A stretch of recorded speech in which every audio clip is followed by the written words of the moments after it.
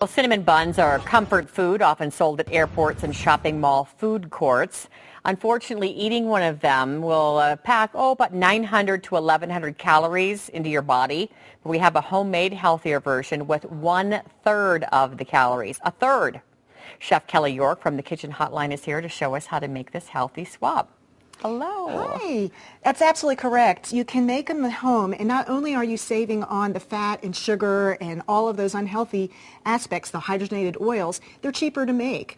It'll cost you about $3.81 at Cinnabon to get a bun. At home, it's like under a tenth of that to make it.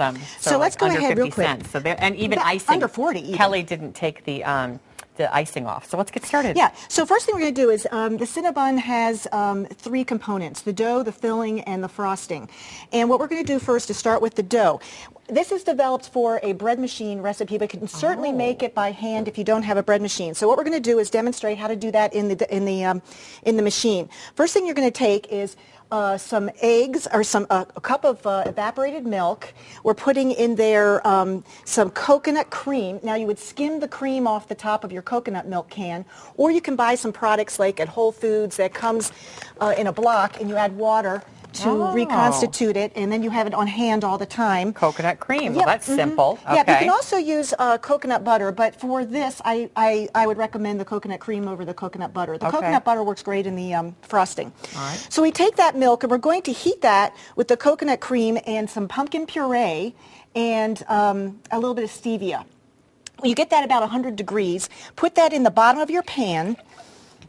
And then, because this is warmed, you're going to separate your eggs. You're going to have a half a cup of eggs, a little bit of stevia, and some vanilla.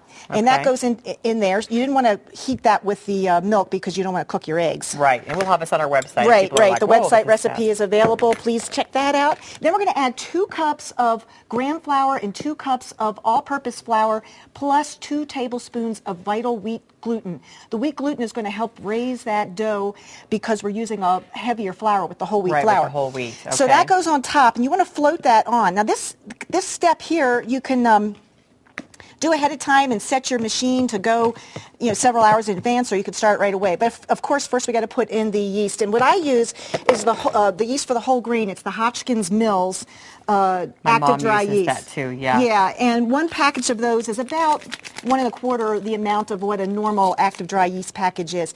You can also use rapid rise yeast if you're going to make it by hand, and you would proof that per your instructions first a little bit in the water and the milk that you used, and that'll be with the recipe as well.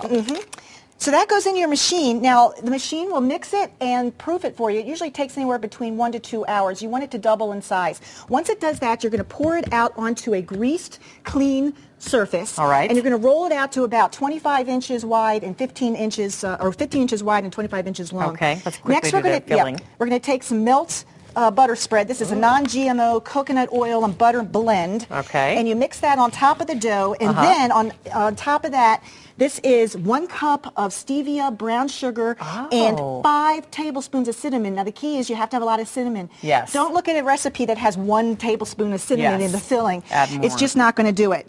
And I guarantee you, Cinnamon Buns doesn't use 1 tablespoon. So you're going to mix that, or spread that out on your dough. Stevia, brown sugar. Okay. Yep.